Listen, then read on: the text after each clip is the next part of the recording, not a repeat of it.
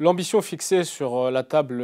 ronde numéro 1 était de poser la question suivante: comment renforcer la position de la France à l'échelle de l'Europe et au niveau international en matière de recherche clinique?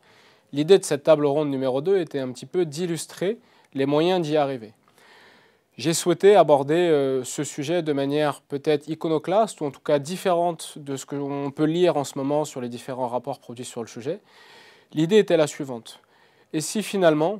la problématique à laquelle la France est confrontée aujourd'hui n'était pas qu'uniquement une problématique économique et ou de lourdeur administrative?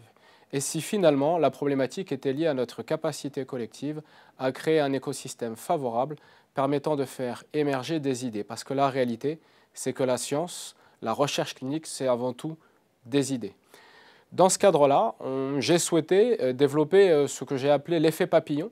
c'est-à-dire cette idée qu'il fallait diffuser cette recherche clinique au-delà des CHU, diffuser cette recherche clinique au sein des centres hospitaliers généraux, avec cette ambition que ce maillage qui permettrait aux centres hospitaliers généraux de développer cette activité de recherche clinique serait un maillage qui renforcerait la position des CHU dans le cadre de leur volonté de rayonner à l'échelle nationale et internationale en matière de recherche clinique. J'ai donc donné l'exemple du centre hospitalier d'Argenteuil, qui restait humble dans ses ambitions, avec cette idée, dans un premier temps, de faire émerger quelques services pour lesquels l'idée de la recherche clinique et les travaux en matière de recherche clinique pouvaient être intéressants, et petit à petit de créer des cercles concentriques permettant à cette culture de se développer le plus largement possible.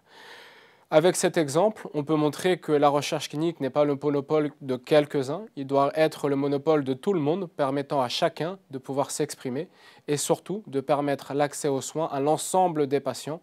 pas ceux et uniquement ceux qui resteraient dans les grandes métropoles, mais pourraient être plus largement diffusés au sein de tous les centres hospitaliers généraux.